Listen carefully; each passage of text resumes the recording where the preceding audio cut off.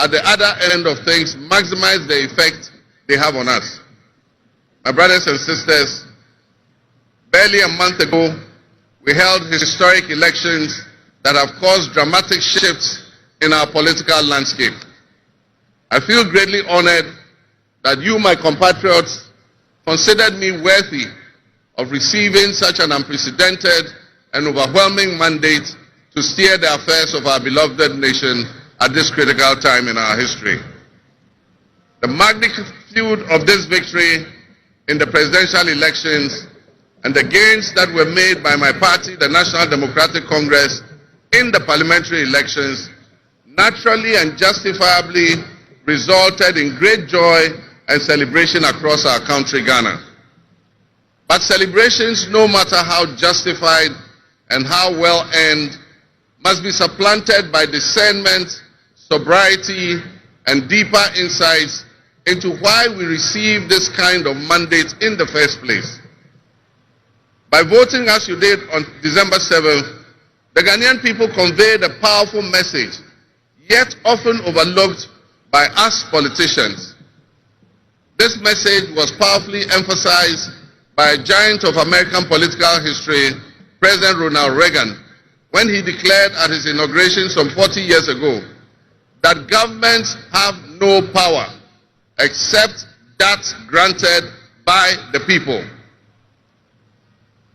While Ghanaians take great pride in our thriving democracy, they are deeply dissatisfied with the quality of governance over the years and have openly voiced that dissatisfaction through the decisive actions that they undertake at the elections.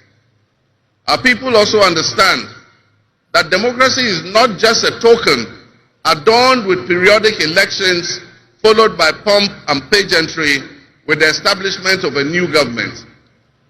They expect that if democracy is celebrated as a superior means of governance, then its outcomes must be more tangible and benefit them in their individual lives.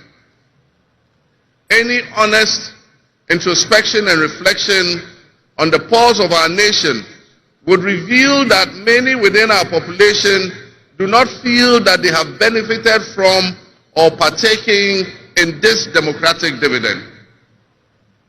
Where people buffeted by severe economic crisis and hardships, and in the last few years we have lurched from crisis to crisis.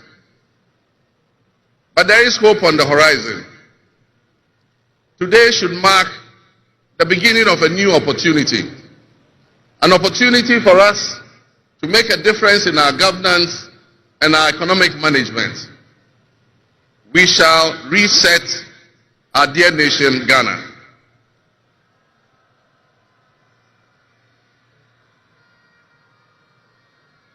To the millions of my fellow countrymen and women who joined long queues and waited in the sun for their turn to vote for me, you have my sincerest thanks for honoring me. My firm, immutable assurance is that your vote will matter in the work that I'll do to make a difference in the destiny of this dear nation of ours. Your courage to bring change will not go in vain. Our nation was born with much promise. That promise would seem hazy and in doubt now because of all that has happened in the past. But I urge you, my fellow countrymen, not to be sucked into a state of perpetual pessimism. For some time, our country has urgently needed leadership with an unwavering desire to get things done. I, with all humility, assent that I intend to be that leader with your cooperation and your help. As your next leader, I shall strive to exercise sound judgment and be able to make the right calls at the right time. I will have the humility and presence of mind to take responsibility for any challenges and be willing to act firmly and timeously to resolve the challenges that we face as a nation. Since the elections, I have read and heard the word hope used many times in relation to my presidency and what it should offer the citizens of Ghana. I intend to speak plainly and clearly to you today, and every time I address you subsequently, I intend to always tell you the truth. The circumstances we find ourselves in are indeed dire, but even so, I'll be decisive and swift in my actions. We'll focus our initial efforts on 4 critical areas. The first is economic restoration and stabilization of the macroeconomic environment. The second is the improvement of the business and investment environment to ensure that Ghana is once again open for business. The third is governance and constitutional reforms. And the final, but not the least, is accountability and the fight against corruption.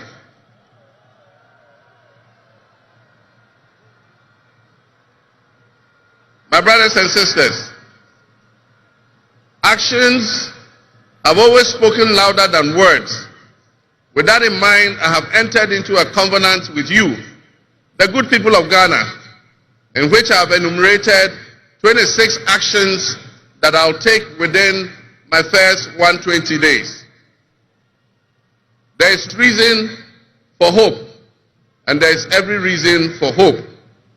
But we must also have faith, because faith empowers us to trust the things that will happen.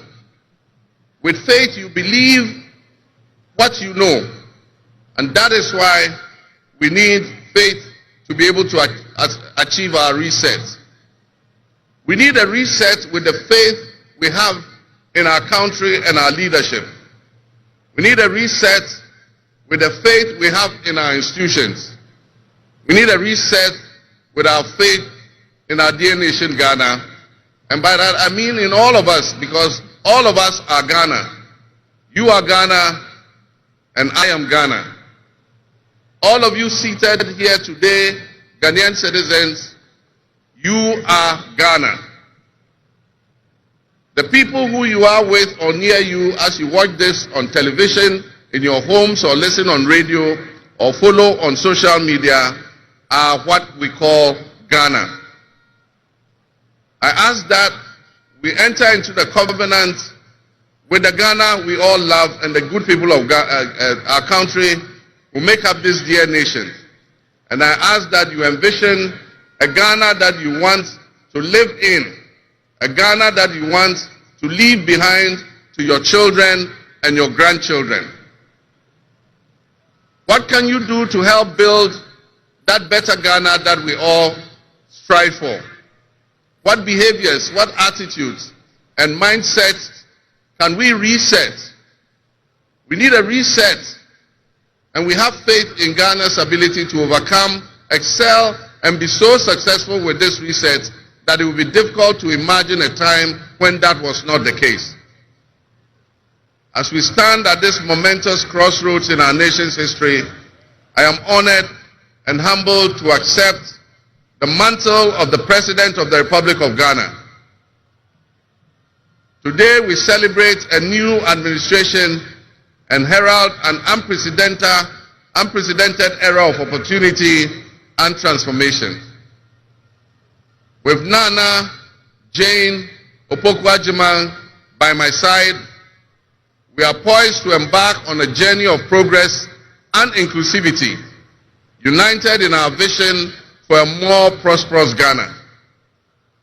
This day is particularly special for us and for every Ghanaian who dreams of a society where barriers are shattered and ambitions are realized.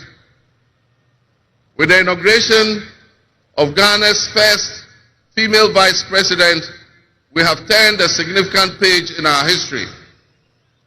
Nana Jane's ascension to the high office is not merely a personal triumph.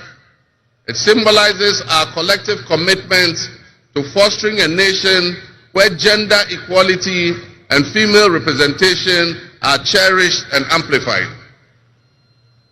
This is a powerful testament to the power of diverse voices to shape the future, voices that have the courage to soar beyond our traditional confines. My brothers and sisters, together as we look to the horizon, we reaffirm our dedication to breaking the glass ceiling that has long hindered many from reaching their full potential. Governance that reflects all segments of our population strengthens our democracy and enriches our conversation. We stand committed to enacting policies that empower women and ensure that the door of opportunity is opened wide for our youth and our women, regardless of their background. Together we'll galvanize our efforts to create a society where every Ghanaian can dream, believe, and achieve without any restraints. Remember that great leadership is not defined merely by the offices we occupy, but by the legacy that we leave for future generations. My administration, along with my Vice President, Nana Opoku-Agyeman, will prioritize inclusivity, accountability, and innovation, forging pathways that will lead to the upliftment of all of our citizens.